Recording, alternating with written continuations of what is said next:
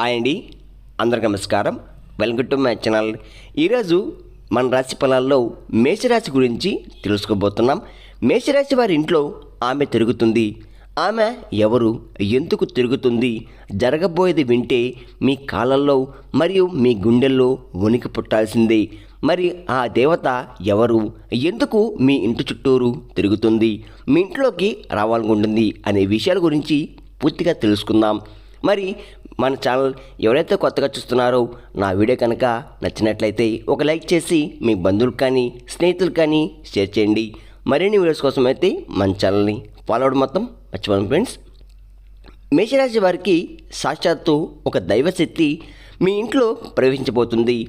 Already మీకు ఆ శక్తి యొక్క అనుగ్రహం మరి మీకు మొదలైపోయింది కూడా. ఇంకా మీ ఇంటి లోపలికి ప్రవేశం ఒక్కటి ఆగి ఉంది. అయితే ఎప్పటి నుంచో ఆ దైవశక్తి అనేది ఎవరైతే ఉందో అది మీ చుట్టూ కూడా తిరుగుతూ ఉంది. ఇంకా ఆ దైవశక్తి ఎప్పుడు మీ దగ్గరికి చేరుద్దామనే మీ జీవితంలో ఉన్నటువంటి కష్టాలు హరించి వేసి చక్కగా మీ దగ్గరికి వచ్చి మిమ్మల్ని కాపాడుకుంటూ వచ్చేద్దామని ప్రతి ఒక్క ఆపదను కూడా తరిమి కొట్టాలని మిమ్మల్ని చల్లగా చూడడానికి ఆ దైవశక్తి మీ చుట్టూ ఉండే తిరుగుతుంది. ఇంకా ఈ 2025 సంవత్సరం మే నుంచి ఆ దైవశక్తి మీ ఇంట్లో ప్రవేశించబోతుంది. అలాగే మీకు మంచి ప్రతి ఒక్క సంకేతాన్ని తెలియజేస్తుంది. అయితే దైవశక్తి ఎంత సైలెంట్గా ఉండైతే మీ జీవితంలోకి ప్రవేశిస్తుందో మీరు కానీ ఆ దైవశక్తిని గుర్తించలేకపోతే మాత్రం మీ జీవితంలోకి వచ్చిన హ్యాపీనెస్ అంతా కూడా సైలెంట్గా తిరిగి వెళ్ళిపోవచ్చు. అయితే ఈ యొక్క మేషరాశి వారు తీసుకోవాల్సిన జాగ్రత్తలు ఏంటంటే, అలాగే మీకు వచ్చే సంకేతాలు ఏంటి, ఆ దైవశక్తి మీ ఇంట్లోకి వచ్చే ముందు మీకు చెప్పే ప్రతి ఒక్క విషయాలను కూడా ఎంతో క్లియర్గా ఇప్పుడు ఈ వీడియోలో తెలుసుకోబోతున్నాం. రాశి చక్రంలో మేషరాశి అనేది మొదటి రాశి. అశ్విని నక్షత్రం 1, 2, 3, 4 పాదాలు, భరణి నక్షత్రం 1, 2, 3 పాదాలు, 4 పాదాలు, కృత్రిమ నక్షత్రం 1వ పాదంలో జన్మించిన వ్యక్తులు మేషరాశి పరిధిలోకి వస్తారు. ఈ రాశికి అధిపతి అంగారకుడు. ఈ యొక్క మేషరాశి వారికి రాబోయే రోజుల్లో మీకు ఎంతో మంచి జరగబోతుంది. ఎందుకంటే సాక్షాత్తు ఆ దైవశక్తి మీ చుట్టుపక్కల తిరుగుతుంది కాబట్టి మీకు ఎటువంటి ఆపదైనా ఎలాంటి కష్టమైనా సరే ప్రతి ఒక్క దాంతో ఆమె స్వయంగా పోరాడుతుంది. అంతేకాకుండా మీ జీవితంలోకి ఏదైనా మంచి జరగడం అనేది జరుగుతుంది. ఇప్పటిదాకా మీకు పడిన కష్టాలు చాలు. ఎందుకంటే మీకున్న కష్టాలు అన్నిటి కూడా చెక్కి పెట్టేస్తుంది ఆ దైవశక్తి. అయితే ఆ దైవశక్తి మీ ఇంట్లోకి ఏ విధంగా ప్రవేశించబోతుంది, అసలు ప్రవేశించిందా లేదా అనే విషయం గురించి ఇప్పుడు మనం తెలుసుకుందాం. మేషరాశి వారికి ఇంట్లోకి ఆ దైవశక్తి వచ్చే ముందు కొన్ని సంకేతాలు అయితే పంపిస్తుంది. అందులో మొదటి సంకేతం ఏంటంటే, మీకు పడుకున్నప్పుడు సడన్గా నిద్రలో మెలకు రావడం. మీకు నిద్రలో మెలకు ఎప్పుడైతే వస్తుందో అది కూడా బ్రహ్మ ముహూర్తంలోనే మీకు ఎక్కువగా మెలకు అనేది వస్తుంది.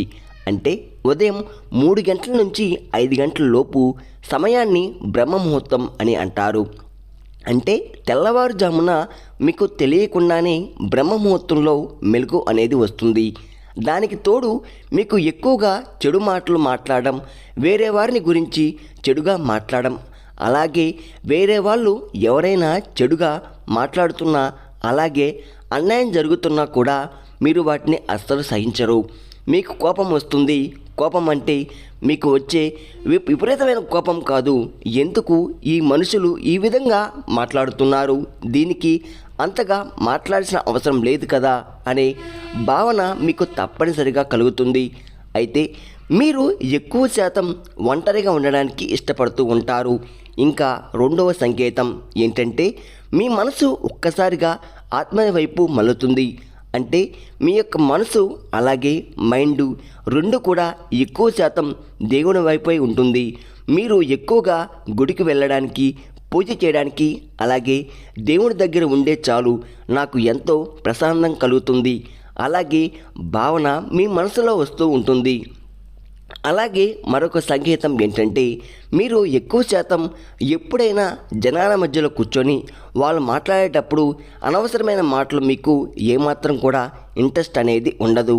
మీకు ఎంతసేపటికి ఆ భగవంతుని సంధించుకోవడం, మంచి మాటలు వినడం, అదేవిధంగా ప్రశాంతంగా ఒంటరిగా ఉండి మెడిటేషన్ చేసుకోవడం వల్ల ఎక్కువ శాతం మీకు మైండ్ అనేది ఫ్రెష్గా అనేది ఉంటుంది.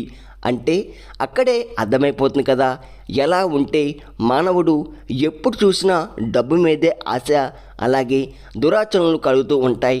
అంటే మనిషి ఎక్కువగా నేను ఇది చాలు, ఎలా పొందాలి, అది ఎలా పొందాలి అని చెప్పి తన మనసును తానే మైండ్ని ఎప్పుడు కూడా పరిగెత్తిస్తూ ఉంటాడు. కానీ ఎప్పుడైతే వీటన్నిటి మీద ఉండే ఇంట్రెస్ట్ అనేది తీరిపోతుంది, అప్పుడు మంచి రూపంలో మంచి మార్గంలో నడుస్తూ ఉంటారు. ఇంకా ఆ సమయంలో మనిషికి ఇవన్నీ కూడా ఎక్కువగా చేరువ అవుతూ ఉంటాయి. కాబట్టి ఈ సంకేతాన్ని మీకు చాలా ఈజీగా తెలుస్తుంది. ఇటువంటి సంకేతాలు మీకు రావడం స్టార్ట్ అయితే కనుక అప్పుడు మీకు అర్థం చేసుకోండి, ఆ దైవశక్తి మీ ఇంట్లో ప్రవేశించిపోతుంది అని. ఇంకా అక్కడి నుంచి మీకు ఎటువంటి కష్టాలు అనేవి ఉండవు. ఎప్పటి వరకు కూడా మీరు చేసిన ప్రతి ఒక్క పనిలో ఏవైతే ఆటంకాలు వచ్చాయో అవన్నీ కూడా తీరిపోతున్నాయి. అలాగే మీకు ఎటువంటి ప్రాబ్లం అనేది ఉండదు. అది మీ కుటుంబ పరంగా కావచ్చు, అంటే మీ ఇంట్లో మీ తల్లిదండ్రులు కావచ్చు, మీ జీవిత భాగస్వామి కావచ్చు, అలాగే మీ పిల్లలు కావచ్చు, వాళ్ళతో కూడా మీ యొక్క సంబంధాలు మంచిగా మెరుగుపడుతుంటాయి. అలాగే మీ యొక్క ఉద్యోగ జీవితంలో వచ్చేటువంటి ప్రతి ఒక్కటి ఏదైతే స్టెప్ చేసుకోవాలో మీరు అనుకుంటున్నారో దానికి ఈ సమయం అనేది మీకు ఎంతో మంచి అవకాశం అని చెప్పుకోవచ్చు. అలాగే ఉద్యోగాల్లో మీకు ప్రమోషన్ అనేది ఉంటాయి, శాలరీలో ఇంక్రిమెంట్ అనేవి కూడా ఉంటుంటాయి. అదేవిధంగా ప్రతి ఒక్క పని కూడా మీకు తెలియకుండానే ఎటువంటి అడ్డంకులు లేకుండా సంపూర్ణంగా సాగుతూ ఉంటాయి. ఇదంతా కూడా మీకు తెలియకుండానే ఆ దేవత అనుగ్రహంతో ప్రతి ఒక్క అవకాశం మీ దగ్గరికి చేరుకుంటుంది.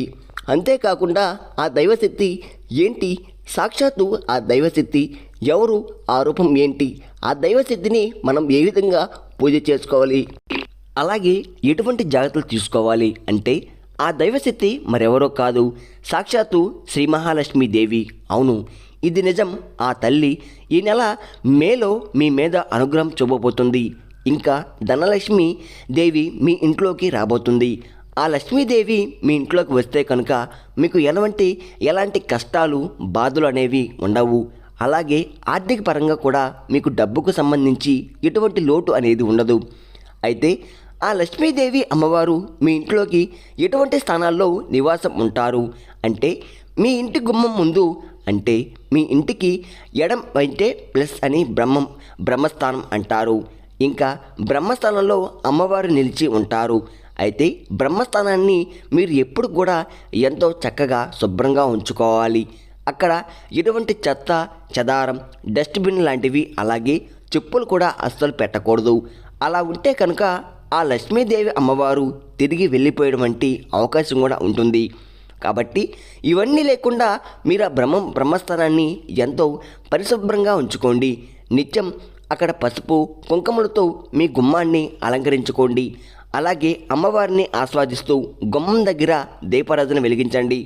ధూపం చేయడం మీకు కుదిరితే ఆ స్థానంలో తులసి చెట్టును పెట్టి పూజించండి. మేము చెప్పిన వంటి జాగ్రత్తలు తీసుకుంటే కనుక సాక్షాత్తు శ్రీ మహాలక్ష్మీదేవి కటాక్షం మీ మీద కలుగుతుంది. అలాగే మీకు తోచిన విధంగా పేదవాళ్ళకి దాన ధర్మాలు చేయండి. అనాథాశ్రమంలో ఉండే పిల్లలకు లేదా వృద్ధులకు దాన రూపేణ లేదా వస్తు దానం లేదా అన్నదానం చేయండి. దాని ద్వారా మీ శ్రీవారు సంతోషించి మీకు ఆ లక్ష్మీదేవి మీకు సంపద అనేది సృష్టించబడుతుంది, పుణ్యఫలాన్ని ప్రవేశిస్తారు.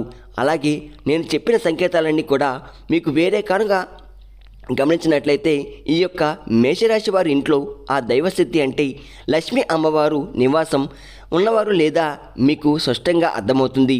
మీకు కనుక ఈ వీడియో కనుక నచ్చినట్లయితే ఒక లైక్ చేసి మీ బంధువులకు కానీ స్నేహితులు కానీ షేర్ చేయండి. మరిన్ని వీడియోస్ కోసం అయితే మన ఛానల్ని ఫాలో అవ్వడం మాత్రం మర్చిపోండి ఫ్రెండ్స్.